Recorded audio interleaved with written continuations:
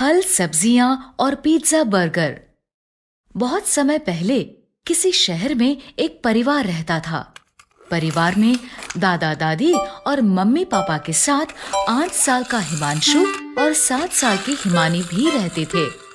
दोनों को बाहर का खाना बहुत पसंद था, इसलिए वो पिज्जा, बर्गर तो बहुत शौक से खाते थे, लेकिन हरी सब्जी और फलों को खाने से हमेशा मना कर देते थे। नहीं, हमें सब्जी और फल अच्छे नहीं लगते। हमें बस पिज्जा और बर्गर अच्छा लगता है। लेकिन बच्चों, अगर तुम फल और सब्जियां नहीं खाओगे तो तुम्हारी आंखें कमजोर हो जाएंगी और तुम्हें इस छोटी उम्र में ही चश्मा लगाना पड़ेगा। लेकिन वो कभी अपनी मम्मी की बात नहीं मानते थे। नहीं, हमें फल और सब्जियां अच्छी नहीं लगती। एक दिन मम्मी ने उन दोनों को अकेले में प्यार से समझाया। हरी सब्जियां और फल खाने से हमारी आंखें ठीक रहती हैं, और अगर तुम्हारी आंखें खराब हो गई तो तुम्हें चश्मा लगाकर रहना पड़ेगा। मम्मी के प्यार से समझाने पर हिमानी मम्मी की बात मान गई। ठीक है मम्मी, मैं आज से रोज हरी सब्जियां और फल खाऊंगी। लेकिन हिमांशु मम्मी की बात नहीं माना। नहीं मम्मी, पिज्जा बर्गर ही अच्छे लगते हैं, इसलिए मैं वही खाऊंगा। अब मम्मी ने हिमांशु को समझाना बंद कर दिया। ऐसे ही बहुत दिन बीत गए। हिमानी रोज हरी सब्जियां और फल खाने लगी और हिमांशु पहले की तरह पिज्जा, बर्गर ही खाता रहा। एक दिन स्कूल में हिमांशु की टीचर ने उससे कहा, हिमांशु, ब्लैक बोर्ड पर लिखे सवाल का जवाब दो। लेकिन जब हिमांशु ने बोर्ड पर देखा तो उसे सब कुछ धुंधला धुंधला दिखाई दिया। उसने आंखें मसलकर फिर से देखा, लेकिन फिर भी सब कुछ धुंधला ही था। हिमांशु के जवाब ना देने पर टीचर ने उससे गुस्से से कहा, हिमांशु, क्या तुम्हें इतने आसान से सवाल का जवाब भी नहीं पता? रुको, मैं अभी तुम्हारे मम्मी पापा को स्कूल बुलाती हूँ। ये कहकर टीचर क्लासरूम से चली गई। कुछ देर बाद टीचर के फोन करने पर हिमांशु के मम्मी पापा स्कूल आए। मैंने हिमांशु से मैथ का इतना आसान सवाल पूछा था, लेकिन हिमांशु को ये भी नहीं पता कि 2+2 कितने होते हैं। क्या हिमांशु, तुम्हें इतने आसान सवाल का जवाब भी नहीं पता? लगता है तुम आजकल ठीक से पढ़ाई नहीं कर रहे हो। नहीं मम्मी, मुझे पता है 2+2 4 होते हैं। तो तुमने टीचर को आंसर क्यों नहीं बताया? वो इसलिए कि मुझे बोर्ड पर लिखा सवाल दिखाई नहीं दिया। मैंने तुम्हें कहा था ना, हरी सब्जियां और फल खाया करो। देखो अब तुम्हारी आंखें खराब हो गई। अगर हिमानी की तरह तुम भी मेरी बात मानते तो तुम्हारी आंखें भी ठीक रहती। सॉरी मम्मी, आज से मैं रोज हरी सब्जियां और फल खाऊंगा। हिमांशु को ऐसे रोता देख मम्मी समझ गई कि हिमांशु को अपनी गलती का एहसास हो गया है। उसने हिमांशु को चुप कराते हुए कहा, ठीक है हिमांशु, जो हो गया वो हो गया। लेकिन अब अगर तुम रोज हरी सब्जियां और फल खाओगे तो हो सकता है तुम्हारी आंखें फिर से ठीक हो जाएं। तब तक के लिए चलो मैं तुम्हें चश्मा लगवा देता हूँ। मम्मी पापा के ऐसा कहने पर हिमांशु ने रोना बंद कर दिया और पापा ने हिमांशु का नजर का चश्मा बनवा दिया। इस तरह हरी सब्जियां और फल खाने के कारण हिमानी की आंखें ठीक रहीं और हरी सब्जियां ना खाने के कारण हिमांशु को चश्मा लगाना पड़ा।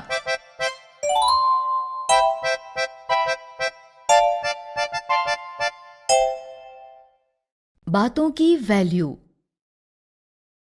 बहुत समय पहले किसी शहर में एक परिवार रहता था। परिवार में मम्मी पापा के अलावा 7 साल की अदिति और 8 साल का आदित्य भी रहते थे। दोनों बच्चे वैसे तो भाई बहन थे, लेकिन दोनों एक दूसरे से बिल्कुल अलग थे। जहां आदित्य बहुत कम बोलता था, वहीं अदिति बहुत ज्यादा बोलती थी। वो हर बात पर और कभी-कभी तो बिना बात के भी बोला करती थी। मम्मी, आज स्कूल में टीचर एक एक करके सभी बच्चों से सवाल पूछ रही थी, और जब मेरी बारी आई तो मैंने टीचर का सवाल पूरा होने से पहले ही सवाल का सही जवाब दे दिया। फिर भी पता नहीं टीचर ने मुझे 10 से सिर्फ 5 नंबर ही क्यों दिए। उसकी मम्मी उसे बहुत समझाती थी कि उसे कम बोलना चाहिए। अदिति, बेटी, हमें कम और मीठा बोलना चाहिए। अगर हम ज्यादा बोलते हैं तो लोग हमारी बातों पर ध्यान देना बंद कर देते हैं। लेकिन वो हमेशा मम्मी से कहती कि मम्मी, मैं तो बहुत कम बोलती हूँ, बल्कि मुझे तो ये भी नहीं पता कि ज्यादा बोलना क्या होता है।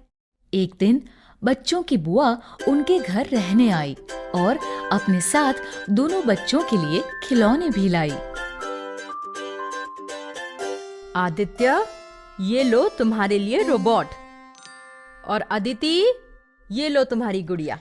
आदित्य ने रोबोट चुपचाप रख लिया, थैंक यू बुआ जी। लेकिन अदिति हमेशा की तरह बोल पड़ी। बुआ जी, आप ये वाली गुड़िया क्यों लाए? ये वाली गुड़िया तो मेरे पास है। अगर आप मुझसे पूछ लेती तो मैं आपको पहले ही बता देती कि मुझे कौन सी गुड़िया चाहिए।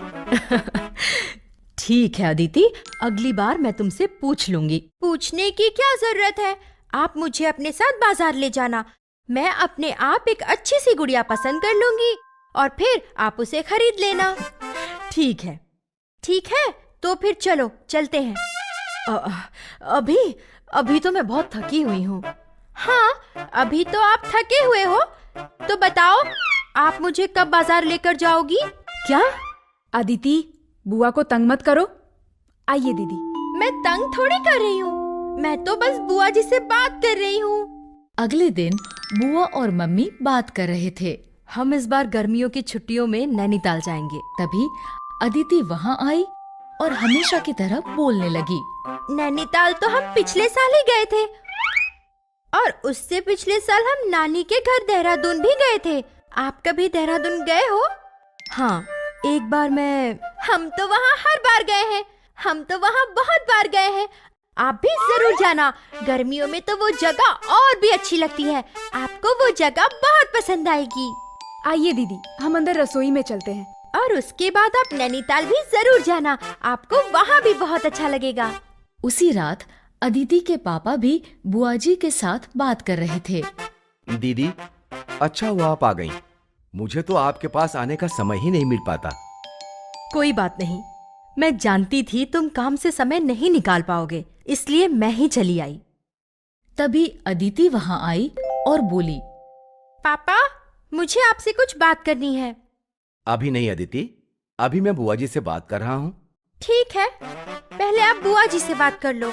ये कहकर अदिति वहीं बैठ गई और उनकी बात खत्म होने का इंतजार करने लगी। पापा और बुआ जी बात करने लगे। मैंने सुना आप बच्चों के लिए गिफ्ट लाई थी, तो क्या आप मेरे लिए कुछ भी नहीं लाई? मैं तुम्हारे लिए भी गिफ्ट लाई हूँ। ये लो तुम्हारा गिफ्ट। अरे ये शर्ट तो बहुत अच्छी है।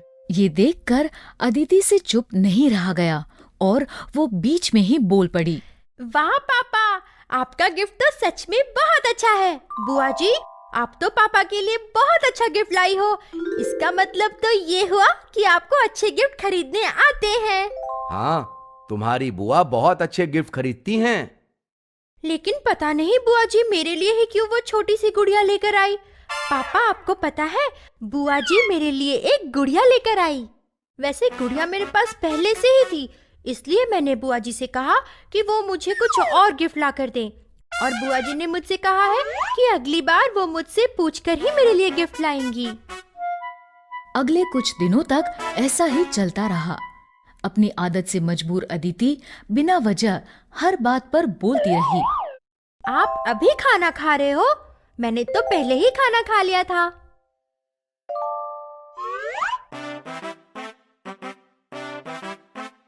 आप अभी से सो रहे हो? मैं तो बहुत देर से सोती हूँ। आप अब सोकर जाग रहे हो? मैं तो सुबह सुबह ही जाग जाती हूँ। बुआ जी को उसकी बातों पर गुस्सा तो बहुत आया, लेकिन उन्होंने उससे कुछ नहीं कहा।